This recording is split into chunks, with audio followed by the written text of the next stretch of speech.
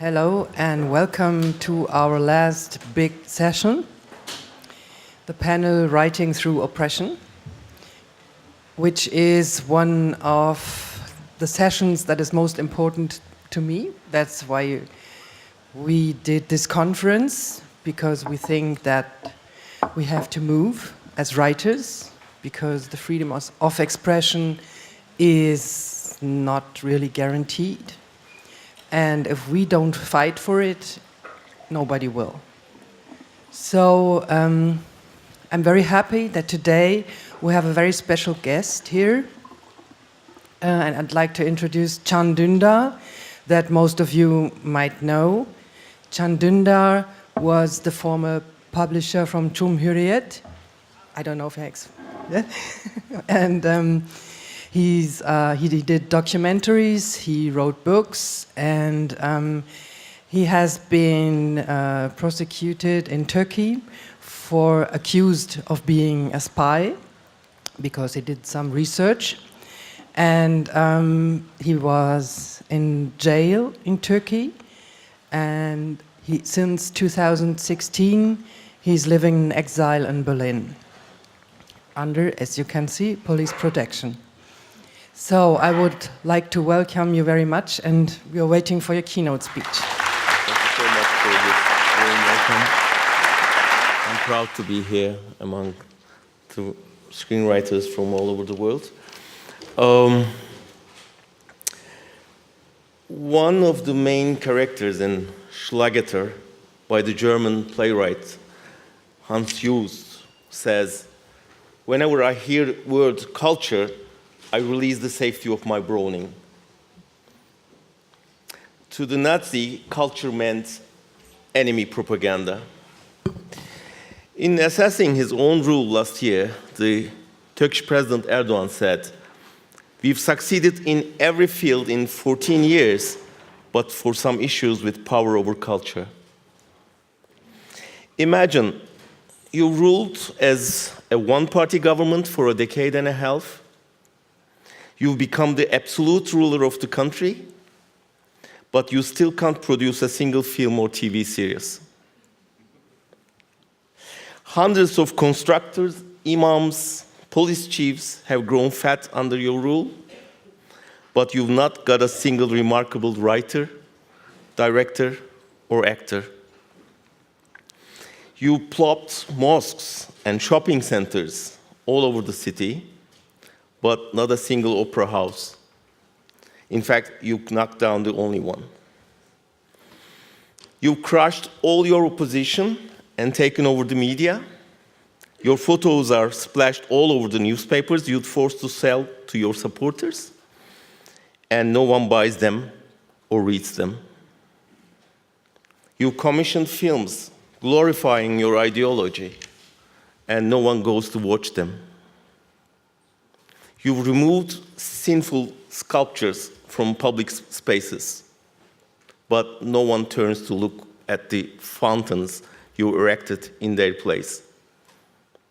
You had immoral TV series, acts, but no one watches their virtuous replacements. Yet the series shot, films directed, novels written, and papers published by your opponents are still popular. You established political and economic hegemony in the country you rule, but failed to plant your flag on cultural hegemony, despite all the support. Allow me to relate a funny memory. On the day I was prisoned 3 years ago, I'd asked for a list of books in the prison's library. There were hundreds of them, and 5 of mine showed up. Imagine they allow criminals access to the books written by the men they'd banged up. Then there's something even funnier. A friend who was also in prison asked for a book by one of his favorite authors. The guard smiled and said, "The book isn't here, but the author is."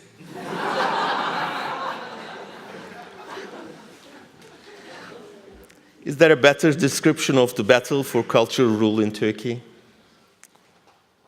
The town with the highest literacy rate is the town where the prison is located. Best-selling authors are in prison, while books by writers close to the government languish on bookshop shelves. Turkish TV serials have enjoyed fantastic acclaim in the past 10 years. They now represent a major export sector. The most famous of all concerned Süleyman the Magnificent and his life in the palace, naturally highlighting intrigues and erotically charged relations in the harem. Erdogan, of course, criticized the series in a speech, said that that's not our ancestor. He spent 30 years on horseback. The screenwriters were replaced straight away. The following season, the Sultan left his harem and rode off to war. You can guess the outcome. The series came to an early end due to low ratings. Another example concerns the coup attempt of 2 years ago. Erdogan demanded a screenplay, heroizing himself immediately afterwards. A series was shot in a hurry. The trailer showed the putschists holding a gun to Erdogan's head. What happened next?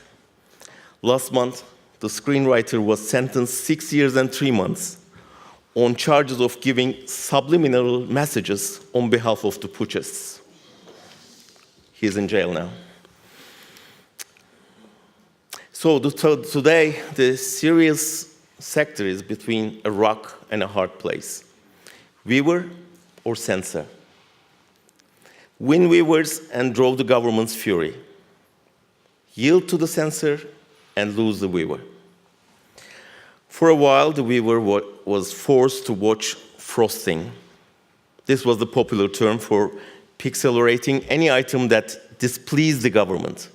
Cigarettes or drink were blurred, for instance. Kissing on screen became out of the question. Ironically, murder scenes were all right, but kissing was banned. The Radio TV Commission has a complaints line. 143,000 calls were logged just last year. 20% of these calls concerned TV series. The Commission started raining fines. The fine for a passionate kissing scene was around 40,000 euros. Presenters waved goodbye to short skirts or low-cut necklines under pressure from the mentality that protected the young from corrupting influences. Soon enough, there was no need for censorship since producers avoided controversial scenes altogether. A TV series screenwriter speaking on Deutsche Welle recently said, "We are told to write screenplays that wouldn't displease the government or his family, as if they were watching." What would they say is a question whose hidden subject is known to us all. Like a great big eye wandering over our heads. That eye belonged to the figure familiar to us all from literature. Big Brother is now on in Turkey.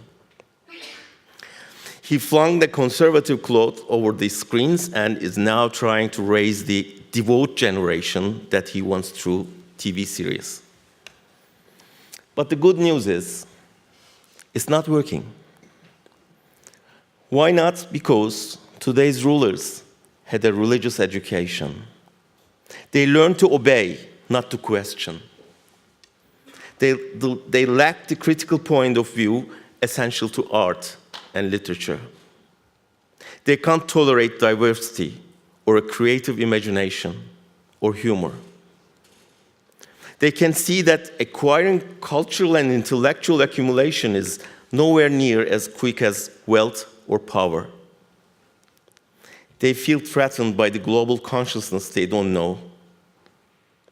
The more they fail to develop their own consciousness industry, the more they turn against counterculture.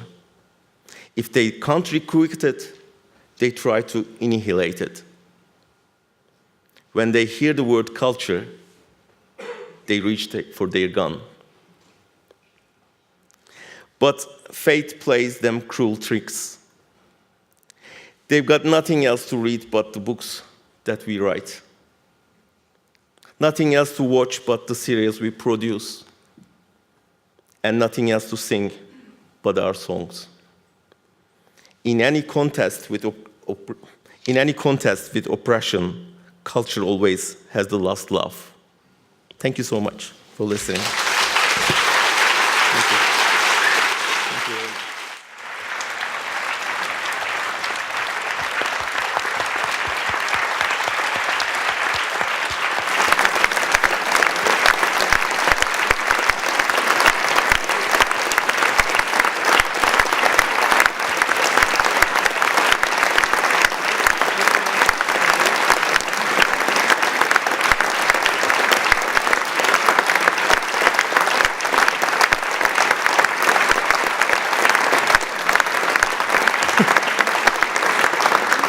How shall we go on?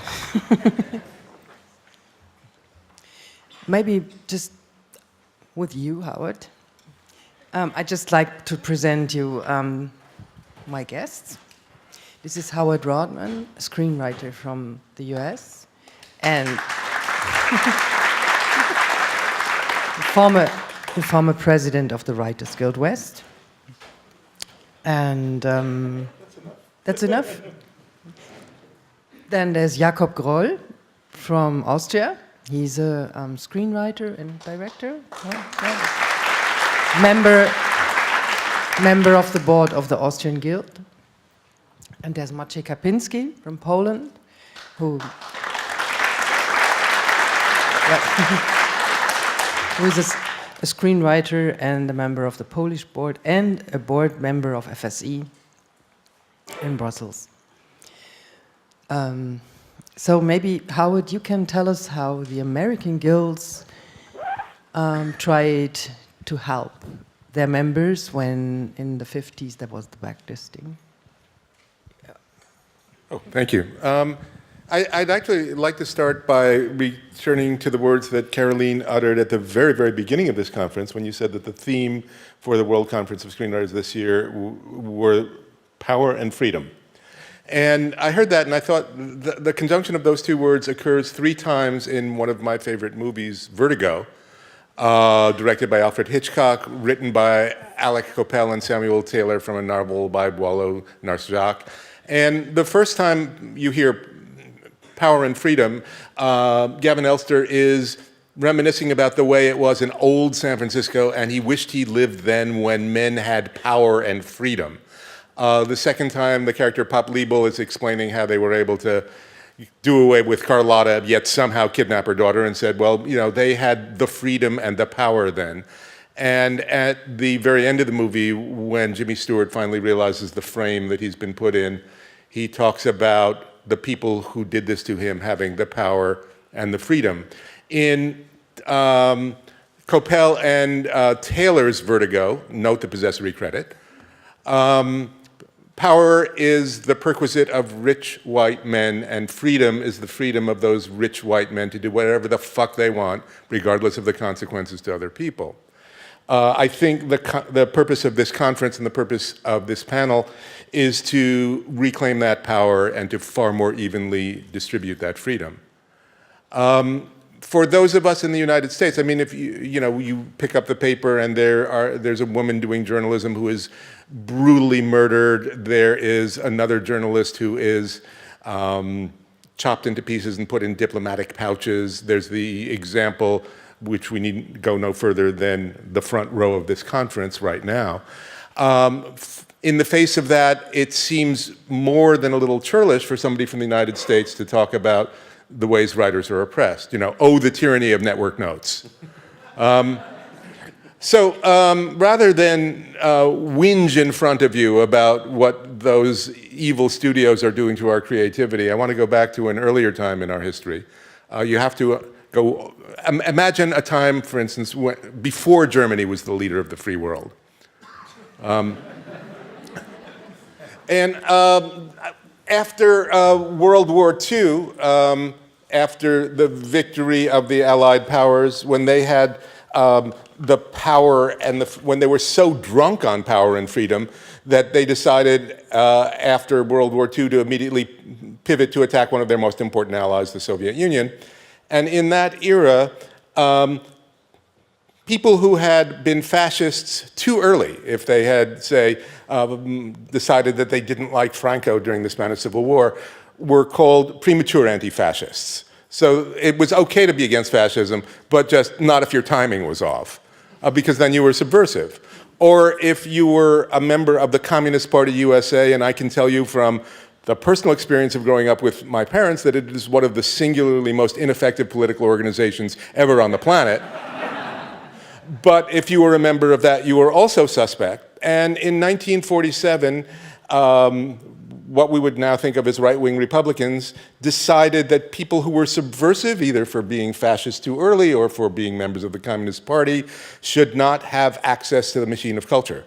So the US Congress launched investigations, and the heads of all the motion picture studios met at the Waldorf Astoria Hotel in November of 1947 and decreed that anyone who was not a loyal American shouldn't be allowed to be employed by the industry, and that the guilds and unions of the industry should police that.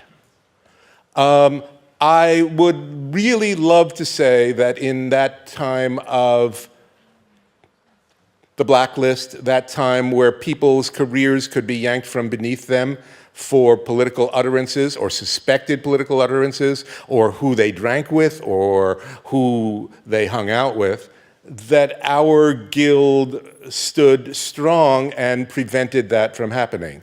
I would like to be able to tell you that, but it's not true.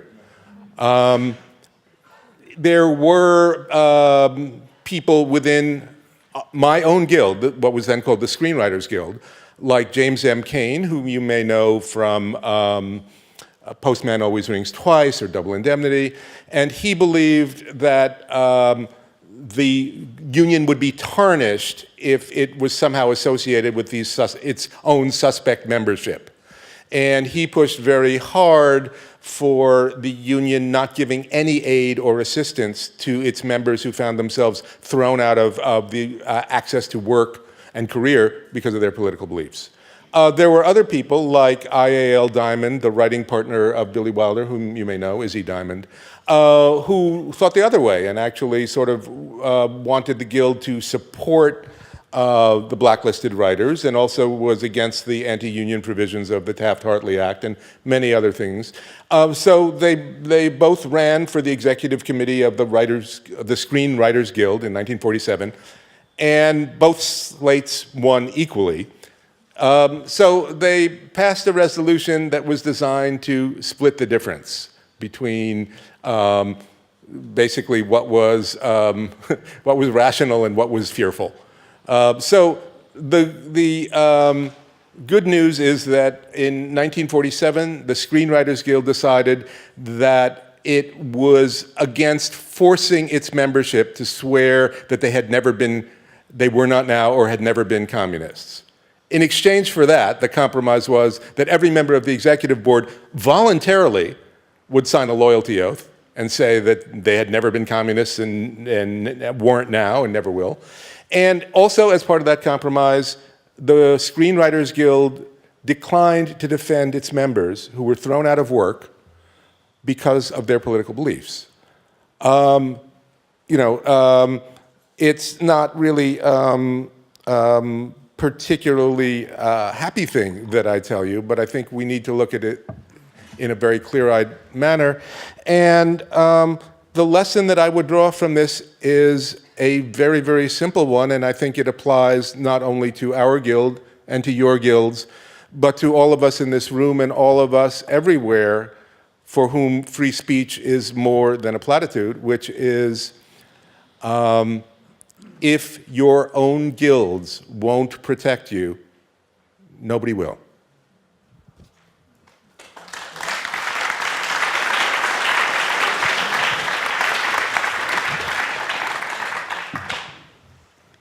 Thank you, Howard.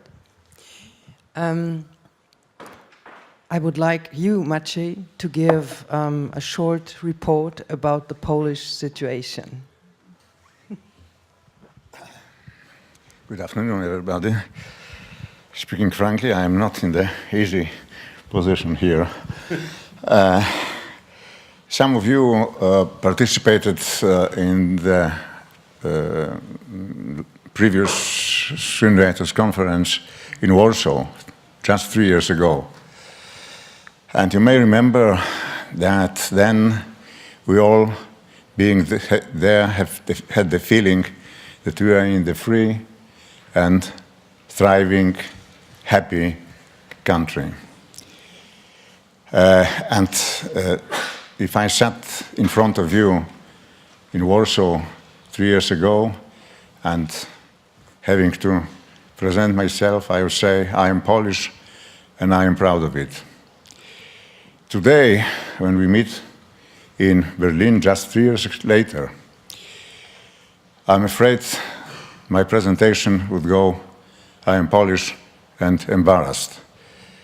Because the feeling of embarrassment is a prevailing emotion which we so often feel when we talk about our country. The title of our panel here is Writing Through Oppression. The word oppression is a very strong word. If we talk about oppression, we immediately imagine people in prisons, people being tortured, people being very seriously threatened. And just a moment ago, we have heard to the speech in which we learned a lot about country where such things simply happen almost every day. Maybe I disappoint you, but I will tell that Poland is not exactly that case. The oppression, if we can talk about in case of Poland, takes much more, let's say, delicate, subtle forms, which does not mean less dangerous. Less dangerous for human minds, less dangerous for freedom of expression, less dangerous for writing, for our work. To illustrate those differences, I may quote Leo Tolstoy, who, as you maybe remember, in the first lines of his novel Anna Karenina, wrote that all happy families are similar to each other. Each unhappy family is different. And if we speak with friends from Turkey, with friends from Russia, with friends from Hungary, we feel like those unhappy families which may exchange their experiences about different forms of their unhappiness. But the examples which come to mind, like the countries I just mentioned, are, let's say, more or less obvious. We read about them every day in the newspapers. We see scenes on television. But I think it was yesterday, here at our conference, I heard our friend, our colleague from Switzerland, who also presented all kinds of problems with democracy, which are suddenly emerging in Switzerland.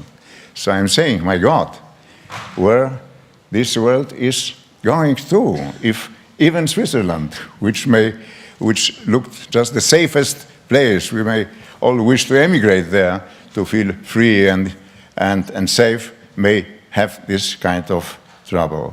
So I'm afraid that the circle of unhappy families is not becoming smaller, but is growing bigger and bigger.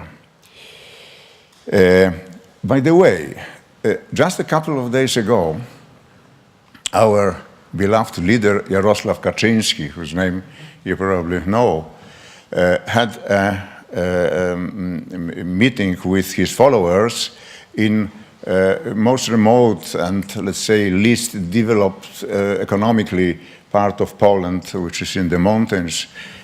People do not live on the very high level there. And he told the crowd that it came to his mind that this part of Poland, this region, could, of course, under the government of his party, soon become another Switzerland. And his followers began to applaud enthusiastically because the vision of this small, poor region becoming all of a sudden Switzerland was wonderful. But of course now they should be more careful if they heard what I've heard here. What's more, when the applause of the room subsided, Mr. Karpinski corrected himself. He said, "Oh, sorry. I didn't have on mind Switzerland. I was going to say Bayern." So this little story gives you illustration of, let's say, the kind of surrealism, the kind of unreal world we all of a sudden live in. And every day we are confronted with some official decisions, with some examples of breaking of the law, including constitution, first of all, which make us feel that one cannot any further. But no, can. It happens next day. Next day there is something even worsening this situation. One may ask, and I think this is the first question I should answer, is how the world of arts, how culture can function, can live, can work under such political situation.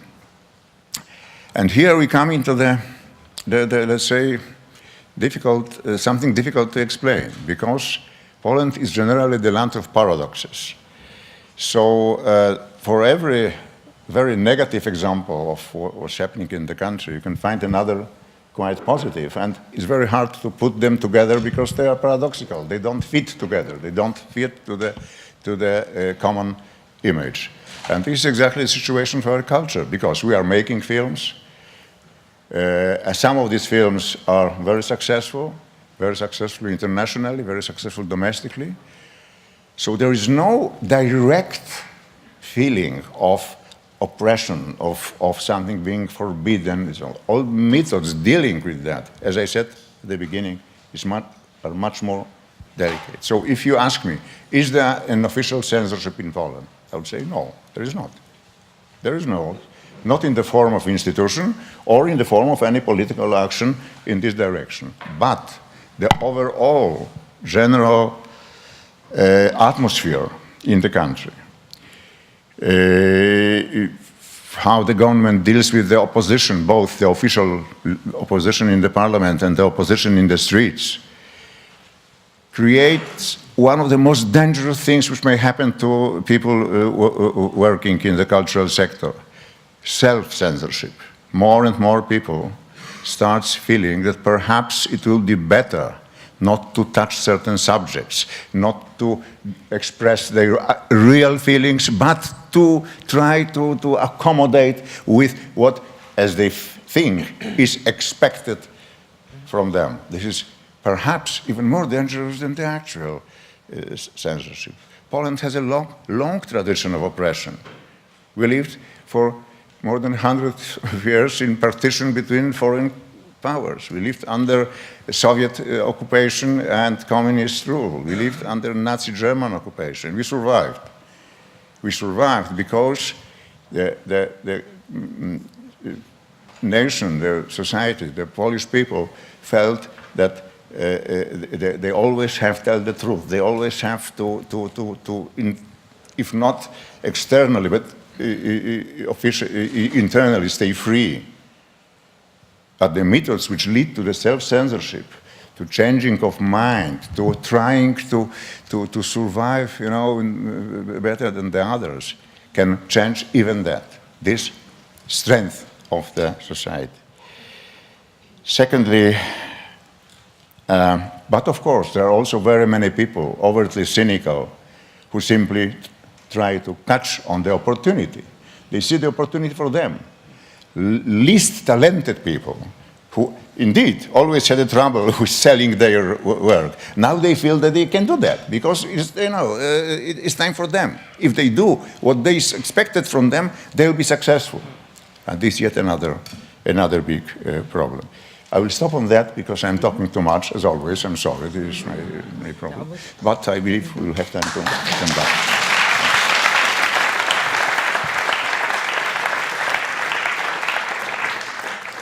We will come back later to the very specific ways of being a screenwriter. So, Jakob, maybe the situation in Austria is not as severe, but I think that somehow you get the immediate efforts of your new government, how to get influence on the media. Yeah, definitely. Of course, compared Austria as a land of milk and honey. I think looking at Austria, I think the interesting aspect is, okay, how does it start? How is it, you have this little paradise, and now we have a new government started this year, and it's the Conservative Party with the right-wing party. So there's not yet the big changes, and it's really the question of where's this leading. The right wings, they behave very much in characters. If you're fucking stupid, you don't get it if you know how social and political ways work or should work. We have people like the new chairman of the board of the national TV, because that's what the first thing they went for.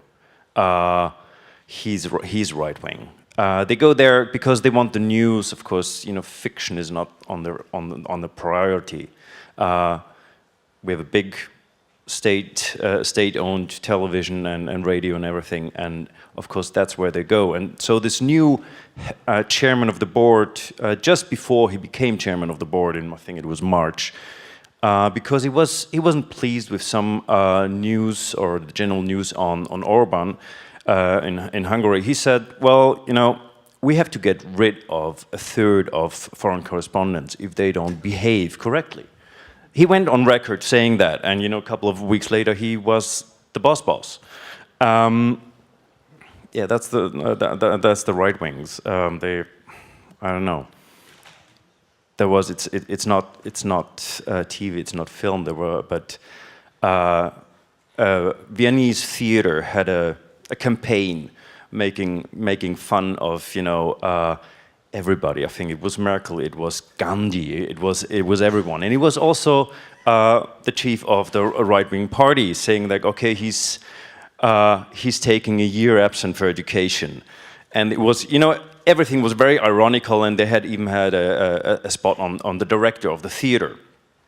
But of course, you can't do that with the chief of the right-wing party, so he screamed and so on. But he also said, we have to look at the funding now. I don't think this theater should get all that funding if they're doing such a thing.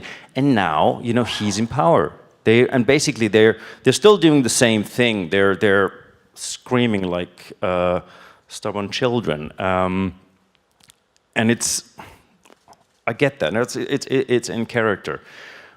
What's really kind of tricky is how the Conservative Party behaved. We got the youngest chancellor, I'm sure you know him all, sexiest politician alive after the Canadian guy. And they're very, now it's, the Austrian presidency of the Euro is this half a year. So that's basically all they've been focusing on, how they present themselves within this, international context. Result was that our cultural minister, who's also the minister of EU affairs, first half a year, he had a guy, one of his people, basically keeping every association, every interest group, just keeping them away. Nobody, the whole film industry managed to get one date where he said, "Oh, I'd like to meet that one actress from this one TV show." That was it. So our cultural minister was going like, "Oh no, I don't want to speak to anyone." And of course, it's really hard to go against that because you don't have anything. You don't know what he's really what does he want to do, what doesn't he want to do, where does he really stand. You kind of everybody's the whole associations and everyone is just okay. How would he cope with this situation? Should we scream? Should we wait? And it's that becomes very, very tricky. Speaking of fiction, there's not yet anything particular. This is, it's 9 months only. Hope we'll get there. I'm afraid, but I don't know. You had in the past, you had people saying, well, there's a TV show and they do an episode on right-wing extremists killing, some crime show, not one of political show, just an old crime show, and then there's questions to the boss of the TV station, to the executive producer, to the writer, or maybe not even trickling down to the writer. That happened. Now again, it's the ones in power. They're gonna say like, okay, if this happens, maybe we have to cut the funding, like they did with the theater. Now they can do this. They have a majority, and if the Conservative Party at that moment is not interested in and dealing with what kind of suits they have to wear or how their hair is done, they might agree that it just might happen. I don't know. I just don't know, and nobody knows. That's sort of the situation at the moment. So this is in the beginning. Yeah, it's the first act right now. First act. Mm-hmm. We're looking for that plot point. So at that point, I like to introduce some other guests to you. Piotr Verzilov and Victoria Nikulshina from Pussycat. Huh? Veronika. Oh, I'm sorry. And I would like Piotr very much. Please stand up that everybody can see. They're from Pussy Riot. They are here. So thank you for having us, everyone. It's an honor to speak to such a creative audience. We have a lot of political and media appearances, obviously, but none of those meetings have kind of a very concentrated nuclear creative focus, so that's always very interesting to communicate with those people and to speak. Yes, I think by the brief introduction which was given, most of you kind of realize who we are and what we have been doing for the past years. Just to summarize that, we're members of the collective called Pussy Riot, which was for more than 5 years now has been fighting Putin and seeking creative ways to be dissidents and to undermine the official government line. And when you do those things in Russia, you have to be prepared for anything that can happen. In particular, we're here because this summer of 2018 for us seemed more like a James Bond movie. So if any of you would ever suggest to some film studio a screenplay based on that, I would think that it would be tossed away as kind of being too fictional, too strange, too many events. It would just seem very unrealistic. But a lot of magical and weird things happen in Russia, so we have to live with that.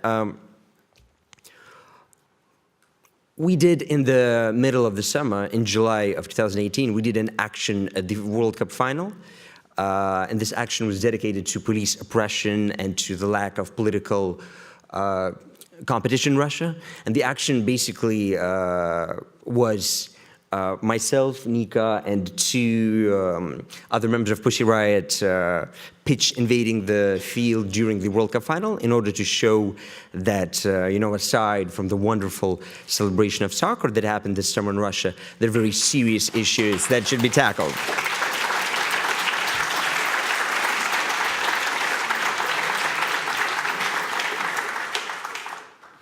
Now, this action was, most people obviously liked it and treated it as kind of a very good and practical and powerful intervention. But given the fact that during the final game you had around 15 of world leaders there, starting from Putin to Macron to the president of Croatia and other people, obviously the action we did was treated quite seriously.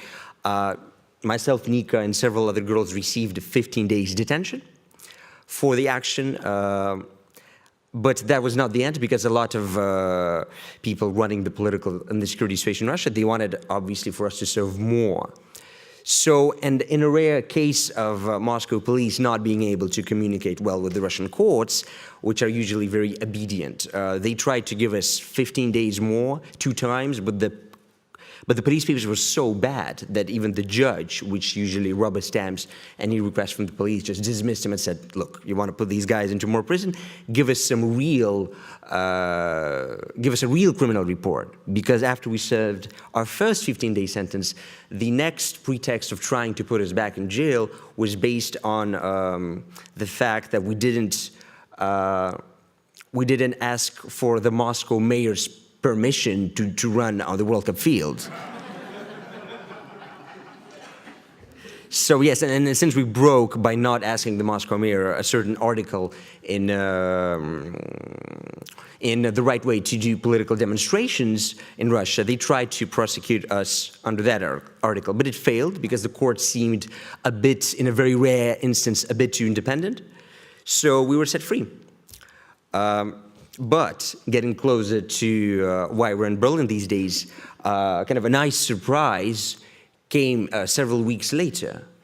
First of all, it started with a very weird detention of Nika and her friend, who was just on the road and were driving to do some stuff, get some ice cream or some food. Some coffee for breakfast. Yes, you can be detained even if you just go for coffee in Russia. That's cool. Well, it happened like I stepped out from the door, and after 10 minutes, I was sitting in the car with my friend. We just was in the way to buy some coffee, and then some police officers just stopped us and then bring to the detention center.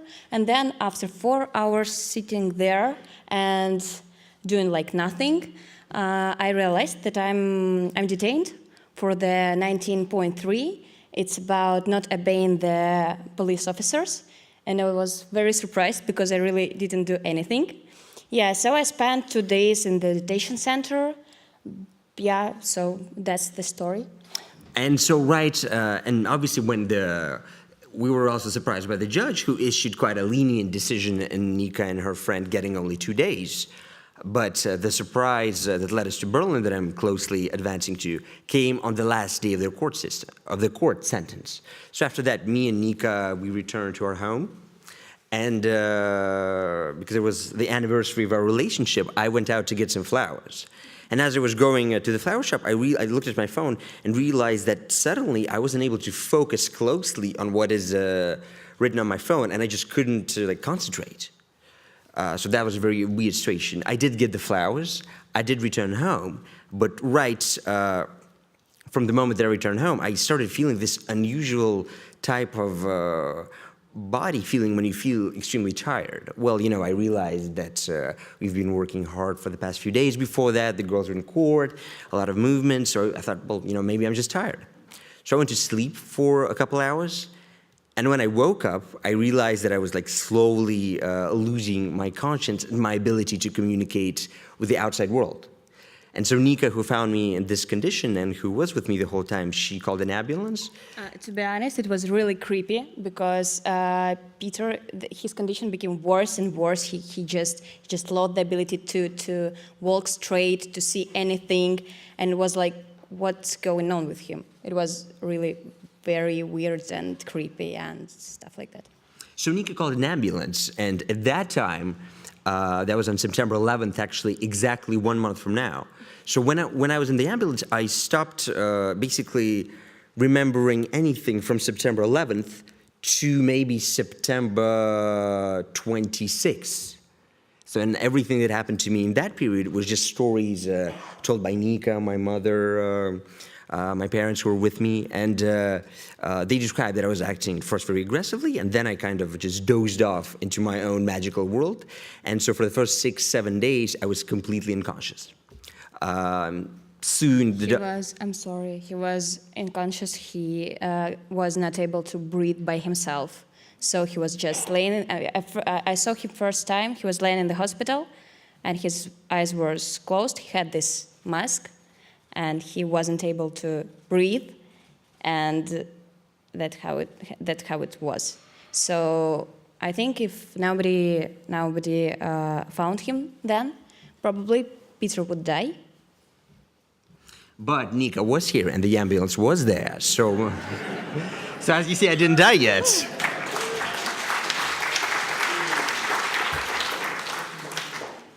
So I was taken to one Moscow medical hospital, which sort of tried to get the initial symptoms, and no one was realizing what was happening. But because there is a security history like that, people at that time started to suspect that I was poisoned by a military-grade agent, some poisonous gas that no one ever knew what it is. So, and we immediately became quite suspicious with Russian hospitals because they were like not sharing with our lawyer analysis, kind of acting very creepy. Well, you know, you can understand if you're the boss of a huge hospital in central Moscow, you feel your job is very political. Obviously, you can't give a patient his analysis before checking with some people at the FSB. So we kind of lost trust immediately in the two Russian hospitals, and with the help of a big number of our friends in Cinema for Peace, Jakub is sitting here, he's the head of the organization, I was airlifted from Moscow to Berlin, where the Charité hospital was very kind in trying to figure out what has happened to me. But in the 5-6 days I spent at the Charité, no one had a clue what it was, except that I was poisoned by some military nerve agent. Gladly, I'm much better now than the last week that I just spent in my own magical world. So now we're kind of trying to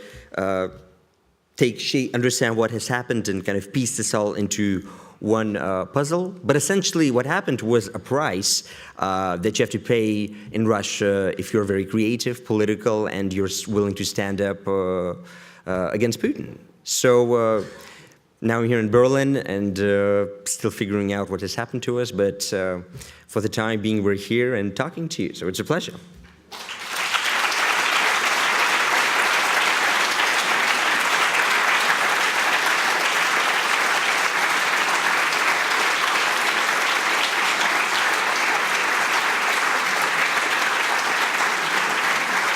Thank you.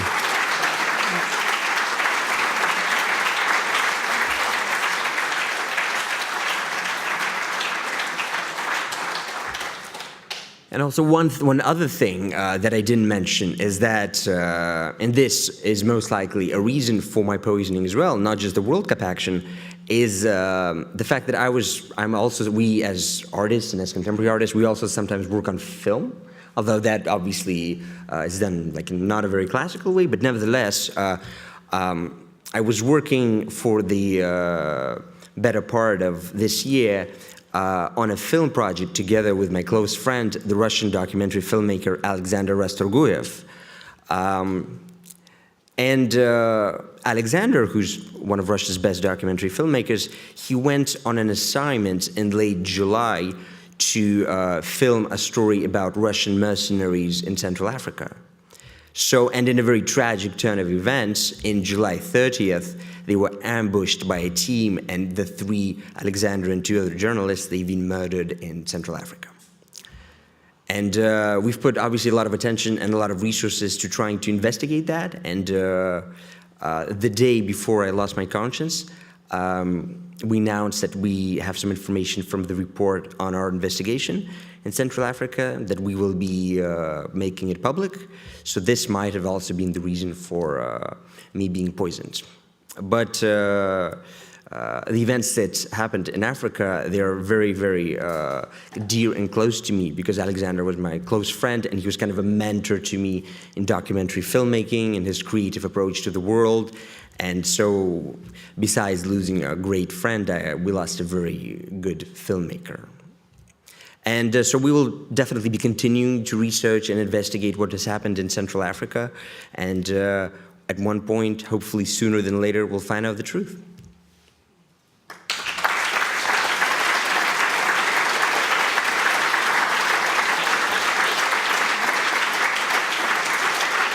Thank you. Thank you very much. I'm sorry, I guess we're already out of time with that. I'd just like to have one last question. If you hear this as a screenwriter, what does it do to your mind? Just the way they told it is fucking amazing storytellers. I mean, there were jokes in there and everything. I think that like the whole everything we heard, especially now, it's really questioning on my role as a storyteller and how what you should be doing and what you're obliged to do and what you. Yeah, it's a little too much at the moment, but I think that's and I think that's exactly the right thing. That's what, you know, this coming together is also because you need this kind of waking up maybe or recorrection. I think what was running through my head was to listen to these very brave people speaking, realizing the absolute cowardice and fearfulness of most of our lives, not simply in failing to stand up to power, but also in terms of the work that we make. How much of what we write as screenwriters is about a city in peril and only a superhero can save us. What does that really teach us? What is the lesson of that? Is one of the lessons of that what led to our current president? And so much of the industry that we work in and have our livelihood in is based on the premise, as William Burroughs once described the heroin trade, don't improve the product, degrade the buyer. And I think the example of the three people that we heard this afternoon tells us that we have a lot of work to do to consider ourselves writers, let alone to consider ourselves courageous.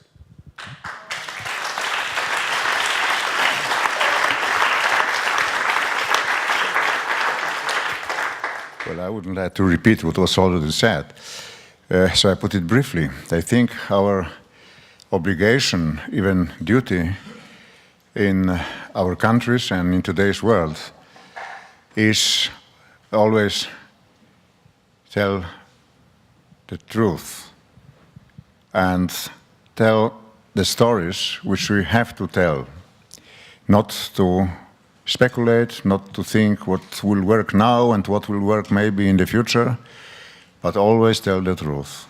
And if we find this kind of freedom inside ourselves, sooner or later this freedom will prevail also in our societies. I strongly believe in it. Thank you.